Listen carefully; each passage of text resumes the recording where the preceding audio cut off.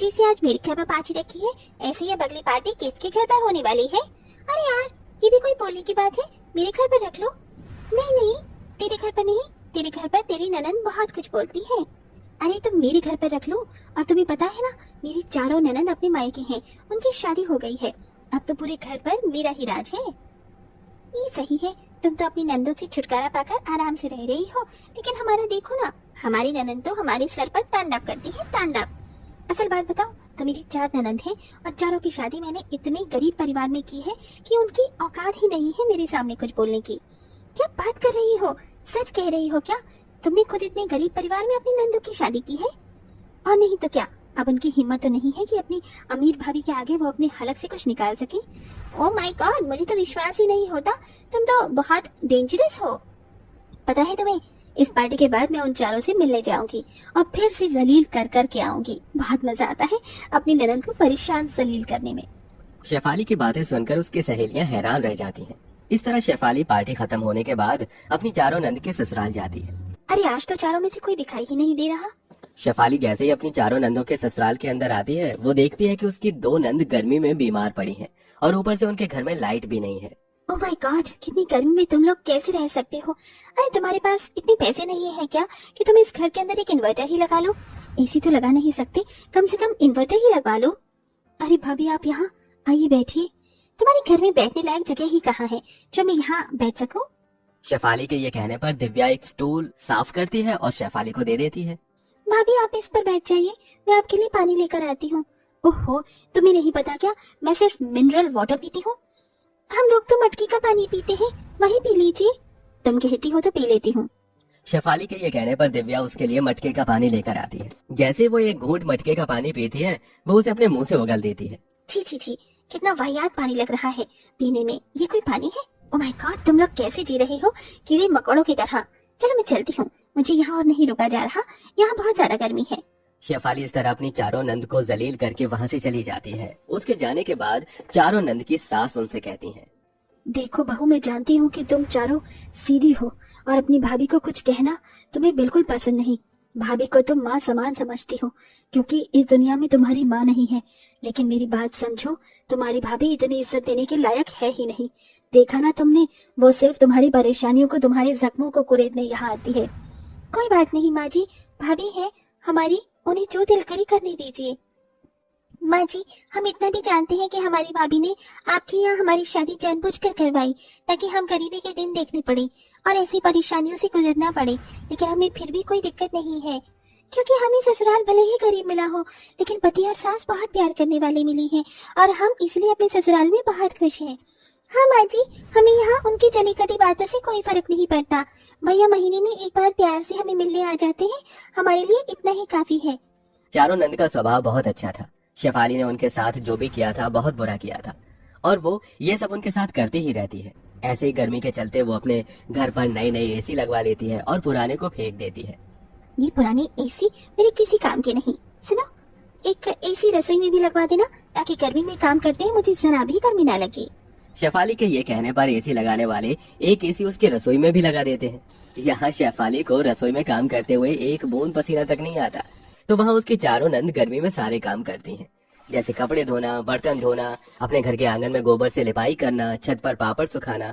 इसी के चलते शेफाली अपनी चारों नंद को घर पर पार्टी में इनवाइट करती है।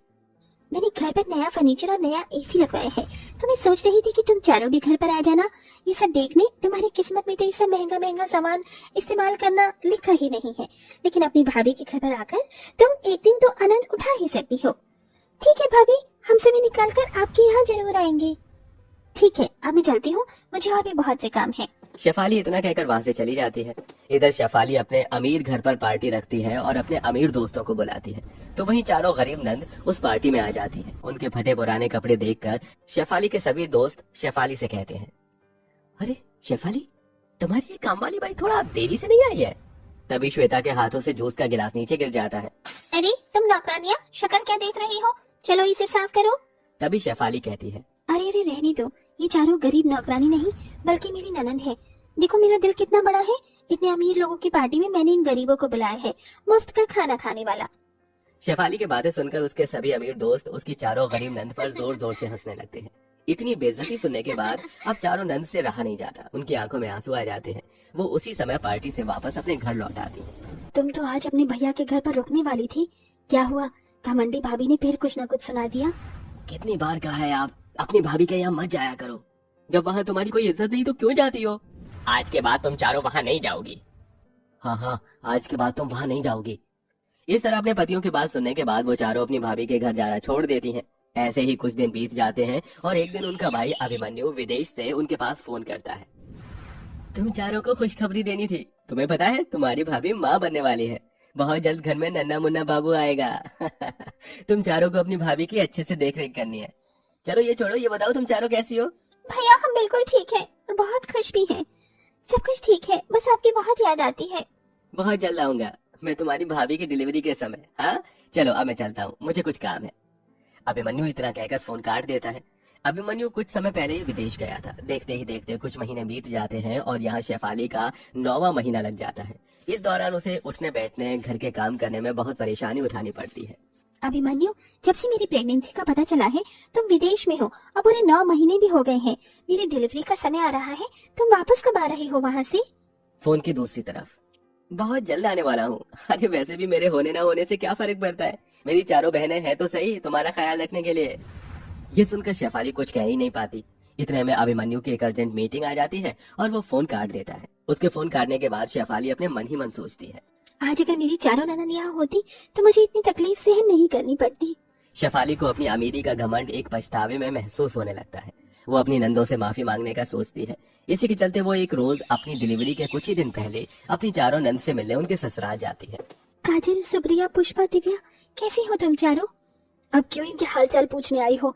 इतनी बेइज्जती करने के बाद भी तुम्हें सब्र नहीं हुआ? अपने घर पर तुमने हमारी पत्नियों की बहुत बेइज्जती की थी, उतना ही काफी था। लेकिन ये हमारा घर है, चाहे हम गरीब ही क्यों न हो, लेकिन हमारे घर में हमारी इज्जत है और तुम यहाँ उन्हें कुछ नहीं कह सकती, इसलिए चली जाओ यहाँ से। इस तरह शेफाली को अपनी गलती का और ज्यादा एहसास होता है और उसके आंखों में आंसू आ जाते हैं। वो अपने 9 महीने के हालात को लेकर वहां से जा ही रही होती है कि तभी उसे लेबर पेन शुरू हो जाता है और दर्द के मारे वो वहीं बैठ जाती है। माँ, मुझे बहुत दर्द हो रहा है, कोई मेरी मदद करो। माँ, बहुत दर्द हो रहा है मुझे मेरे पेट में, कोई मुझे हॉस्पिटल ले चलो। शेफाली की यह हालत उसकी चारों नंद से देखी नहीं जाती। वो चारों मिलकर उसे अस्पताल लेकर जाती हैं, जहां सही समय पर पहुंचने की वजह से शेफाली एक स्वस्थ बच्चे को जन्म देती है। जब वो अपने सामने अपनी चारों नंद को देखती है तो रोते हुए उनसे माफी मांगती है। मुझे तुम चारों माफ कर दो, मुझे बहुत बड़ी गलती हो गई। मैंने तुम्हारे साथ बहुत बुरा किया, मुझे ऐसा नहीं करना चाहिए था। मैंने जानबूझकर तुम्हारी शादी इतने गरीब परिवार में की ताकि तुम मेरे पैरों तले दबी रहो। लेकिन मेरे मुश्किल वक्त में मेरे कोई अमीर दोस्त मेरे काम नहीं आए, बल्कि तुम चारों ही आई हो। हो सके तो मेरी गलतियों के लिए मुझे माफ कर देना। आपको अपनी गलती का एहसास है, हमारे लिए इतना ही काफी है भाभी जी, हम सभी ने आपको माफ कर दिया। इस तरह चारों नंद अपनी भाभी को माफ कर देती हैं और इसके बाद उनकी अमीर भाभी उनके पतियों की इंटरनेशनल कंपनियों में नौकरी लगवा देती है और उन्हें रहने के लिए एक बहुत बड़ा फ्लैट देती है। धीरे धीरे उनकी सभी परेशानियां खत्म हो जाती हैं और वो खुशी खुशी रहने लगती है। अमीर भाभी का घमंड भी चूर चूर हो जाता है।